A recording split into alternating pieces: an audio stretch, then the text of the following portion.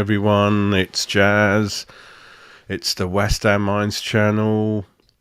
It's Wednesday morning, so I hope everyone is well, everyone is healthy, and the week's going good. We're nearly reaching the midpoint, so the weekend isn't far away. And another West Ham game. Before we get into this show, I wanted to basically just obviously reflect on how I'm feeling about West Ham, and you guys already know that follow the channel. And there's one or two discussions I had with my fellow West Ham friends and family, and I do agree. I mean, my first memory as a West Ham fan is Tony Colley's debut, January the 1st, 1983, a cracking 3-0 home victory against Spurs, which again, I do miss those Boxing Day, New Year's Day games at Spurs, but that's for another show to complain about, really. And it's probably this West Ham team at the moment, in terms of the way they play, in terms of the entertainment out there, it's the worst West Ham team I've seen. It's the worst, without going into how good they are in terms of player ability or where we finished in the league this season or the season before. In terms of looking forward to games, the entertainment, this West Ham United team, in my memory as a fan, it's the worst. And that's, okay, in the comment box, a lot of you are probably my father's age. You've seen teams relegated in the 70s, late 80s, obviously. It used to be that 89 team John Lyall that got relegated, that was pretty struggling, but we still had one or two things in there. We had Ince in there. That's about it, I think, in that team. I can't remember anything else, but they still gave it a go. They still try to play football on the floor, one-touch football, attacking philosophy, which is, like I keep saying, it's the DNA of this club. But this team, I've just had enough. I'll keep watching it. It's the team I support. But it got so bad literally a week ago, I was thinking of even not carrying on with the channel anymore. I just found it very hard to get motivated to discuss each game on the show. As you know, I'm one of those who gets passionate, jumps up and down, and you know what I'm about. I just couldn't find anything to even talk about after the game that was worth mentioning in great detail and passion. It's just got so bad. I sit down, I watch the games, and I'm just going through the emotions. Even if we score, I don't jump up and down anymore. It's just, I've just had enough of the manager. I've had enough of him. I want the new person in, and that's what this show is linked to. Yesterday, and I know I've done shows in the past, literally 1 or 2 months ago, looking at, I was thinking David Moyes was going to go around November, December, but, this board surprises everyone, don't they? But a name popped up yesterday that I hadn't considered, even though I did look at 5-6 managers, and it's Maurizio Sarri, the ex-Chelsea boss that you will remember. Very, very strong link has come in on the back of some news filtering through from the board. That one of the reasons why David Moyes has not been replaced is because they're struggling to find the right candidates or the quality of candidates out there. The board is saying that the quality is just not there. And before I go into my Poch debate and Tuchel debate again, I do fully understand that wherever we are at this stage of West Ham's history in terms of the board or what we're doing on and off the field, the training ground facilities, the quality of the players in the squad, the potential of the board to provide more and more money to invest, the future of the ownership, as far as I understand, and you can't go any further than that on it, is that Tuchel and Poch do not want to come to West Ham as it currently stands. So we can't push that boat anymore on the board, and that's the end for one reason or another.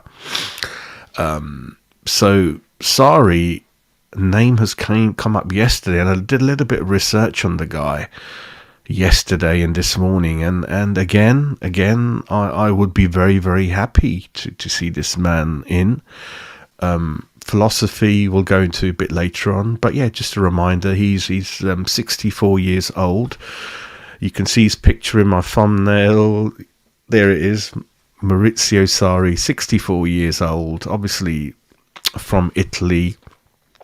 Preferred formation, 4-3-3 attacking system. So let me just put the headline up there for you. Again, I will dissect it for you guys into different headings so it's digestible, easy to understand before I go too much in depth and lose all you guys. So yeah, Maurizio Sarri, 64 years old. You will know him from being the manager of Chelsea. He's been a manager for a long, long time, but he's really come to prominence, I would say, in 2000 and probably 12. Manager of Empoli. Apologies for the pronunciation. So that was 2012. So he's still coming to the game quite late. I mean, 64 now. So what was he? 54 then, which again, it's not that young, is it, when he's kind of making his name? Before that, it's been kind of, lower down the leagues. And if you remember on my shows, there's a thing I look at when analysing managers called PPM. It's points per kind of game, per match, really, that a manager earns. And just to remind everyone, when you look at a PPM, anything around 2 is really, really good. And maybe 1.8 is okay as well. And if you look at Maurizio Sarri at Empoli, which is a kind of mid-lower league team, sometimes not even in the top division. He was there for 3 years, and his PPM was 1.52, which isn't that great. It's not really poor. It's okay, but for some reason, people have noticed something in him, and that's made him get the Napoli job in 2015. And in 3-4 years at Napoli from 2015 prior to the Chelsea job, wow, his PPM is 2.16. So he's really coming to the limelight and making his name on the world stage as one of the world's best managers at Napoli around 2015 to 2018. And that 2.16 PPM earned in 148 matches has got him the Chelsea job. And you know, from Chelsea's record, they don't go for mugs. They go for really, really good managers. And he joined Chelsea in 2018, was there for about a season and a half. And again, Chelsea sack managers that do well. And I thought, yeah, he's okay. PPM of 2.08, everyone, which is really good at Chelsea. Nothing to be smirked at. Goes on to Juve. He's there for about a season and a bit. PPM 2.12 again. It is very, very hard to achieve PPMs of 2, and certainly consistently over a certain period of time. And he's done that. And then he's become manager of Lazio. Again, 78 matches. They're about 5th in the league, which is, again, despite being around 5th, 6th for Lazio normally are. It's a very odd league this year, Serie A. I was looking yesterday where Napoli, his previous club, are running away with the title, 15 points clear. Then from 2nd place to about 6th, it's only a couple of points. So he could find himself in the Champions League spots with Lazio this season. PPM there could be a bit better. It's 1.63. But without going into great depth again, the kind of teams that he has managed, especially Napoli and Lazio, the tendency is to lose your best players every season, so that's a bit of a challenge to replace them sort of year on year, really, with him. So that's him. In terms of trophies, I think he's won 2. He's won the Europa with Chelsea. Let me just go into it now. So he's won the Italian Championship. I think it was with Juve, and then the European Cup or Europa Cup with Chelsea. Those are his 2 sort of trophies. So let's get into the nitty-gritty of the tactics. His tactics that he likes, and it's quite good for me to analyse because that's consistently what he uses. It's 4-3-3. 4-3-3 system. It's an attacking system. And I'm sure you will be happy when you hear those words, attacking, because again, that's kind of West Ham, isn't it? God, we're dying for this breed of football. Attacking football, 4-3-3, and I'll go into it later on, but I will mention how Chelsea played it with the players so you will understand what I'm talking about, really. 4-3-3 attacking system, often called the Sarri ball philosophy, and the philosophy is around keeping possession of the ball. You'll be happy to kind of hear also it's an attacking system and it's not long ball. It's all about quick, intricate, short passes, moving up the pitch slowly into attacking position. So you'll be kind of happy to hear that. That's kind of the Sarri ball philosophy. It's 4-3-3. It's attacking.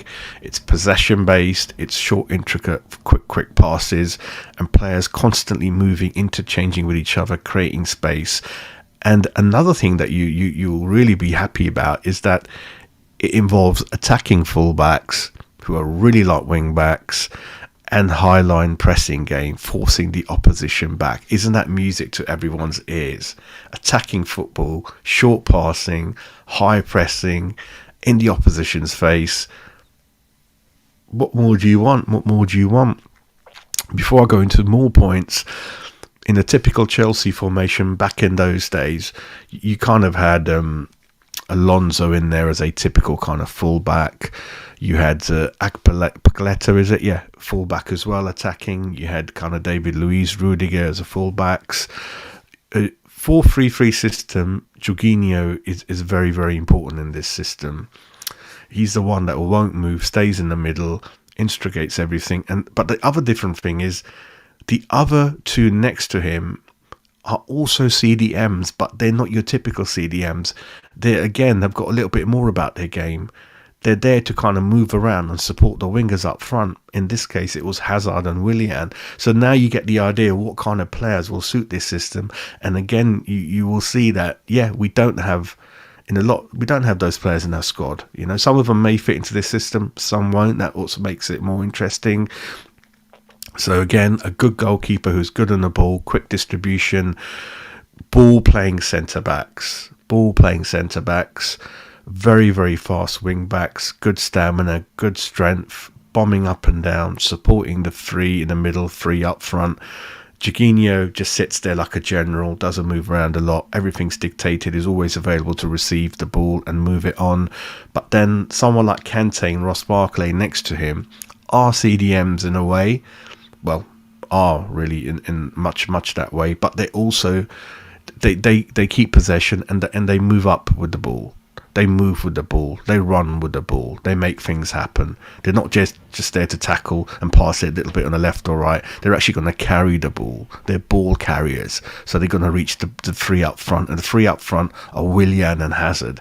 That's the quality of the player you're looking at to make this system work.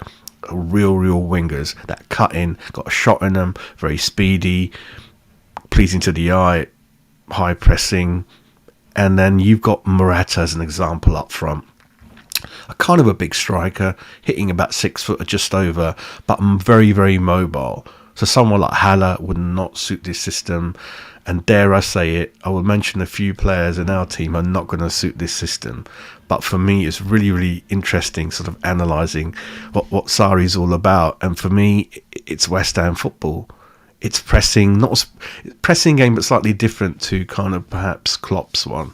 So this one's kind of 4-3-3, whereas Klopp, I think, prefers 4-2-3-1 in a way, and his CDMs in the middle are kind of CDMs, where here, the three in the middle, they are quite mobile, apart from the one in the middle, really, that just stays stationary. And then you have a certain type of striker in the middle who is big, can head it, can shoot it, but is also comfortable to go down the wings to receive the ball, run everywhere, create space for Willian and Hazard behind. And then Hazard and Willian are comfortable to get into the penalty area and score more often than not, really. So that's kind of, it's all action and it's entertainment. It's entertainment, really, everyone.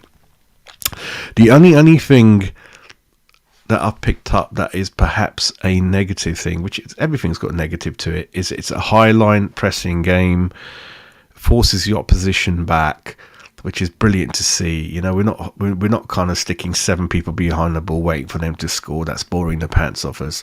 But the slight negative thing with this system, the weak point, shall I say, is that you can get caught on the counter attack if, especially, the opposition's got pace on it. But listen, there's always a few bad points to lots of good points, hey, and I'll take it. So you could get caught in, you know, if you lose possession, there are gaps between the defense and the midfield because because the system presses so much. So when kind of Alonso and 1 or 2 other fullbacks are around the halfway line, you see that in Liverpool, Arnold get caught time and time again. But and it's a very high line. Offside is used, but there's only centimeters between on and offside, and you can get caught with that.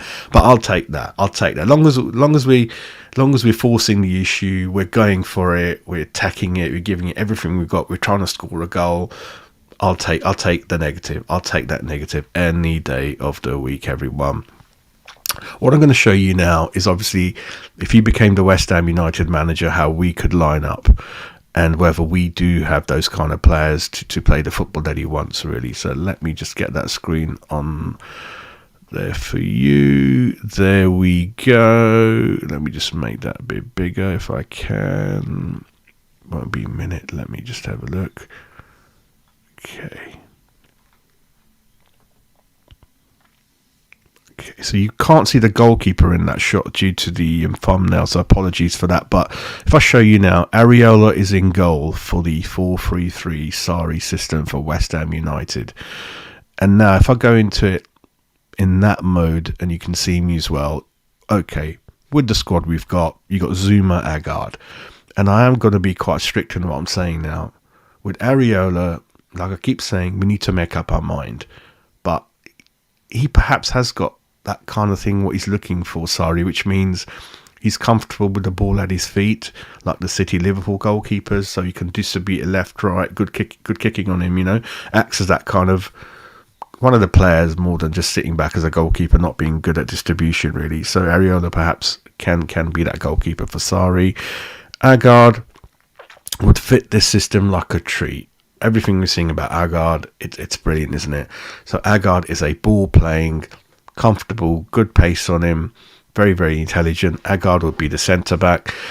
I'll put Zuma in there for now, but I'm really, really worried about Zuma's future at West Ham United at the moment. And again, I'm just being strict about where this club wants to go. I think we need to look for replacements that can play next to Agard, even though Agard's getting injured a lot as well. I'll give him the benefit of the doubt that he's still not fully recovered from that injury beginning of the pre-season and not having adequate rest. And Morocco obviously playing him in so many games. Zuma's the one that just keeps breaking down, and he's got a record of that knee. And I think knowing the West Ham luck, that knee's just going to pop, and that's going to be the end of it. You're not going to see much of him. So for now, Zuma's in there, kind of a ball-playing guy, so that's okay. Again, I keep saying the next transfer budget, the money that when Rice goes, how we should use it, it's fullback, swing-back. So in this case, Emerson and Kufal are used as examples. Emerson is doing okay at the moment. Whether that'll be the permanent fixture under Sarri, I don't know. Kufal, again, doing an okay job. So you can see how advanced the fullbacks are. I mean, it is a flat back four when you look at the 4-3-3 system, but in Sarri's philosophy, the Sarri ball philosophy, the kind of attacking philosophy, the pressing philosophy, these fullbacks, more often than not, will be near the halfway line. And that'll be music to your ears. But then the other side of it is, on a quick counter-attack, a quick long ball, opposition pace, you can get caught. So Agard and Zuma will have to be very, very careful about that. And Rice will be very instrumental in kind of staying where he is as well. So Rice will not move from there. He will stay there. Zuma will stay there. Agard will stay there as much as they can. The kind of focus will be on the fullbacks and the rest of the team, apart from Rice, Zuma and Agard, to attack. So Rice will be the focal point, always ready to receive a ball, always ready in the middle of the pitch. Alongside with him, we'll have the CDM generals, Downs and Paqueta. Downs, he could probably do this role because he's a CDM, but he's, due to his age and energy, he can move around a lot. So, yeah, just imagine it's kind of Ross Barkley or Kante, and Downs is kind of moving up and down and trying to help down and Kufal down that side, and also help kind of Scamacca and carry the ball as well.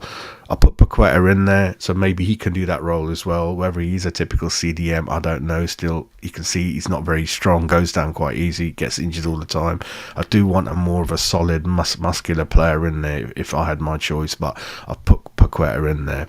Then you got the three important people up front. Cornet and Bowen, I put them there for now. Bowen, I'm sure, could do that role very, very well without any worry to replace him at any stage.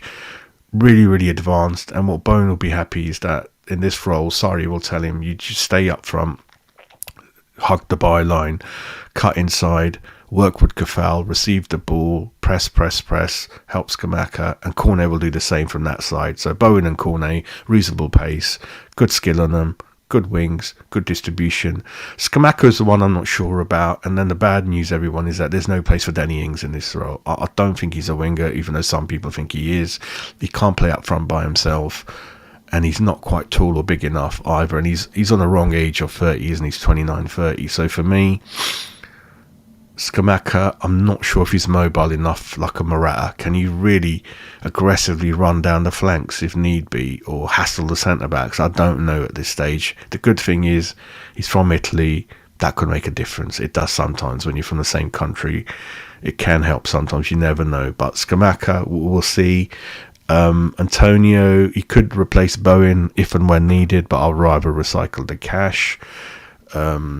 So that's kind of how I would set up under Sarri. For me, it'll be brilliant, but straight away you can see if Rice gets sold, the good thing again is we don't need to spend too much on a Rice replacer because he's just going to sit there. As an example, Jorginho, I think he ended up at Arsenal for about 10 million, didn't he? We just need to spend about 10, 20 million maximum. Someone should just sit in there. And then most of the money, again, should go on fullbacks, trying to make sure that the wingers have good quality in Bowen and Cornet. If Cornet ain't fit, you've got to spend a lot of money on the left-hand side as well. Fornells, he could come in now and again, I don't know. I know Lanzini's been in the news this morning. He doesn't fit this system either. He's not a free CDM, so he can't play on the wing. So a lot of people will not fit this system, and the striker has to be of a particular mould as well. Not too big, around 6'1", 6 foot, but very, very good upper chest strength, but got the pace as well. A bit of a Fernando Torres type, if you remember Morata, like I keep mentioning. There are players out there, it's up to scouts to find them, really.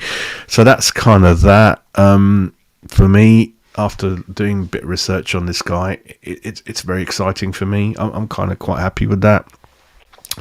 It's West Ham philosophy. It's wake up football. It's exciting football. It's pressing football. It's keep possession football, but keep possession for a reason, with quick, short, intricate passes to always keep moving forward.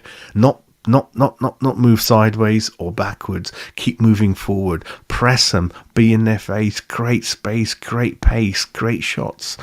That's what it's about for me. And even his training sessions, they're short and sharp and sweet. As an example, 2015 season, I think Napoli were averaging two goals a game. 4-3-3 can easily adapt it to 4-5-1 as well, depending on what's going on in the game. So for me, I think I'll take it any day. I'll take a lot of things all day long over Moyes, but I'm happy. That's why I covered him. Let me know in the comments what you think of Sarri. I know he's not young, but for me, he's a lot of levels above one or two other managers being linked. Yeah, he'll do for me. Good pedigree, good stock, good Premiership experience. Hopefully he's good English. Hopefully he's cut down the number of fags he used to have, but that's another story. Nothing to do with football, really. But yeah, it's someone like, and this is the type of football we need. It's attacking. We really need good attacking West Ham United football to bring that love back in for us, really. So, yeah, put your comments in the box. I'll reply.